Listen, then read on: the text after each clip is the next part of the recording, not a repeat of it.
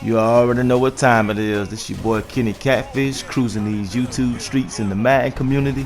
Today we're gonna backtrack a little bit and go back to volume 1 and pick up where we left off from there. I think it's always good to go back and refresh your memory and rehearse a little bit. So get your crayons and get your notepads. Alright, so yeah, this is part 4 of the gun split slot and the slot offset. Gonna have a little bit of fun today. Plays don't change out the playbook throughout the year, so that's why it's always good to backtrack a little bit. Like I say, this was the first volume I came out with. Gun split slot offset and the gun split slot. Okay, so I'm gonna explain the audibles real quick. Some people not gonna go back and watch part 1 and 2. So it's two formations. It's the split offset, well, it's the slot offset and the gun split slot. And the only difference is basically the running back on one of the sides that he just offsets the quarterback by like a half a step or two. And it's nothing major at the line of scrimmage or anything, nothing that got to do with the alignment. So you can go back and forth between these two formations and it's like no change. And with the audibles we have in here,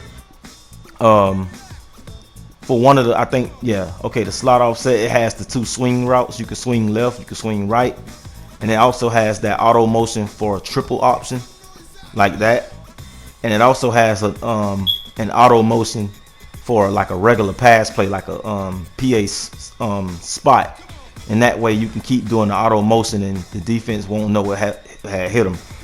And on the other one, I think the split slot, we have like standard run plays like option read to one of the running backs, and then we have a halfback sweep to one of the running backs. Sometimes you can put that shovel option, or you can put a regular, like other two passing plays basically.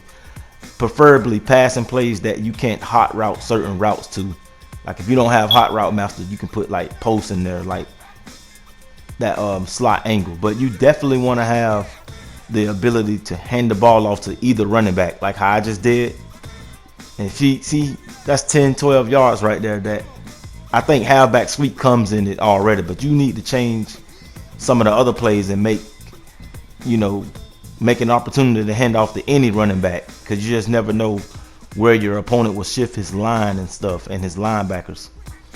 But yeah, let's get into it though. As you can see, we're doing the swing route. From this scheme right here, everything is based off the swing route. Everything is based off if you're allowed to do the swing route. You have to be allowed to do this kind of, you can't really impose your will doing the swing route. You can somewhat, because you're able to hand the ball off instead of throwing, so it all depends on where that user is. See, I'm handing off left, that's the halfback sweep weak, and I also have option read, which will give a handoff to the other running back.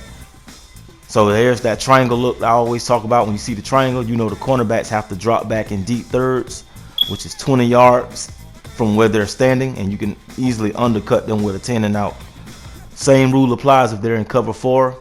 You got to make sure that the guys in the hard flats don't kind of lurk underneath, because if he protects sticks, you're in trouble.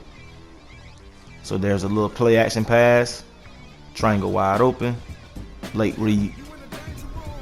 This is the spread playbook, and you can find variations of these formations in Arizona playbook, Green Bay, and Tennessee. But yeah, you have to be with the spread playbook if you want to get everything that I got. There's that triangle look with the cover 3, but we go with the out route because we knew the cornerbacks was dropping back 20 yards. The only time I seem to find to have trouble is when I'm going against like an abusive cover 2 blitzer. Like some of these guys who do like DB Sting, the cover 2 fire. Now that's not the case to say they're always win and beat me and stuff, but it just kind of slows down the process from this formation. Yeah, like the DB Sting bugs and Tampa 2 out the nickel 3-3-5. Some guys are very smart and they really don't tolerate anything, so it makes you pay close attention to the detail.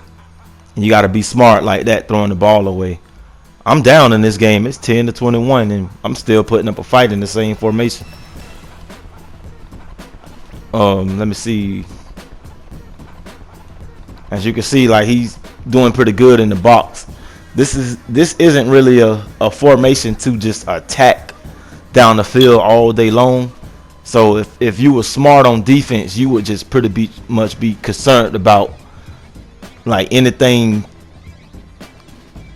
10 yards from the line of scrimmage and backwards. You're only gonna really throw like 10-yard, 5-yard passes. All your passes is gonna be like under 15 to 10 yards. Yeah, so it ain't too many deep shots you could take. So that's what people don't understand. But you're only playing these guys one time. So most of the time, by the time they figure that out, it's too late. And I've beat guys in this formation the whole entire game, as you can see in part 3 of this. Yeah, this is volume 1, part 4. But yeah, in part 3 of volume 1, again, I went against a guy named I think from Tampa Bay. I think, if I'm not mistaken, it was a video I did earlier. But yeah, sometimes you can stay in the formation the whole time, but you got to make sure you take a shot or two down the field, and that way it'll keep the defense honest and balanced, so he won't be cramming the box. Sometimes you can get in trouble from if they cram the box, or they can be doing self-destruction if they cram the box. Check this out. It's wide open to the left side. You're just reading.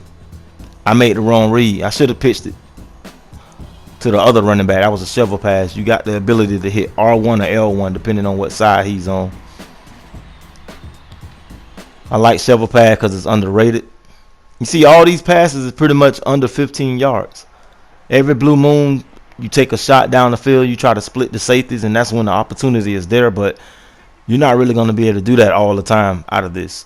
But this is a nice formation to get first downs and like in little critical moments. And with this swing route, I already explained before, but you do the swing route depending on like the down and distance, what side of the field is wide, and where the user is lurking. See, he's on the left, so there's no reason to swing left. So I handed off to the left because he was waiting on a swing. So let's just watch the user where he's at for the rest of the video. Pretty much, you're supposed to always watch where the user is so you can know where I'm going. See, he's on the opposite side of the field. All right, so he's on the left. I'm swinging right. He don't follow. I throws. I should have threw a bullet pass.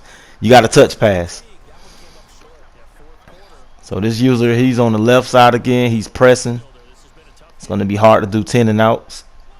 The line wide open. Sometimes sometimes these guys will give away.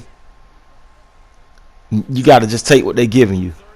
See, he gave that away. He opened up his line because he thought I was going to swing left or swing right.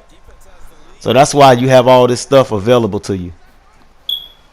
All right, we're going to try that several pass once again, and it worked that time. Yay. Yay. He opened up the line, and we made the right read. And that's that shovel pass, man.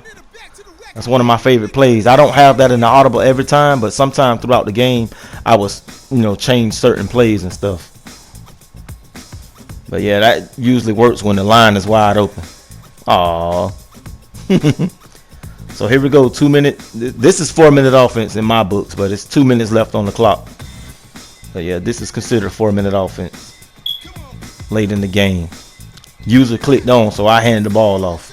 Now, when you do the swing route, the user sometimes he will go click on to the guy who's on the side of the swing route, so you still get to hand it off because it's RPO style.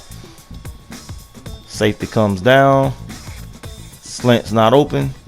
I really don't care for slants. I'm not even gonna lie. I don't really do slants like that because it usually gets you in trouble when everything get cramped up. 3rd and 13. Here we go. That's the luxury of having a scrambling quarterback. So here you go. It's 2-on-2 on the outside on the right side. The user is not over there, so we're able to do a swing. He stayed now. Boom. Nice throw. Now, you only get a quick second or two to read that. So when you do these swing routes, you got to think quickly. And you get in practice mode to learn the timing of how to do it. Nice stiff arm. Yeah, you get in practice mode to learn the timing, and you also got to throw a couple of incomplete passes to learn the timing because sometimes you got to throw a pick to learn the timing. Nice little comeback route. Yeah, sometimes you got to throw a pick, or you're gonna have to throw that. You're gonna have to bullet sometimes just to know that what you can't do. Yeah, so you're not gonna learn this in just one game and stuff. It's gonna take a little bit of practice. I've been doing this since day one of Madden. Look at the time in this. We're still in the same formation. We got the swing left. We got the swing right. We can hand it off to any running back. We got 8 plays available to us. Look at that. He clicked over there because he knew my man was coming, and I handed the ball off. Yeah, so even on the goal line, the same rule applies. 8 plays. You got a lot to choose from. This guy went off sides. That means he's desperate some kind of way. Got that shovel pass coming.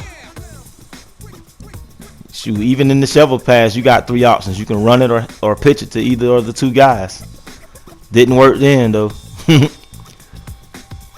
So here's that auto motion once again, but it's a different play. Something he haven't seen today. It's the spot route. You're not really handing the ball off. You're just going to go where he's not going. He froze in the middle. Yeah, you're going to put a slant there and he'll freeze. Look at that. This is Kenny Catfish. You guys have been great joining and subscribing to the channel. I'll see you guys next time.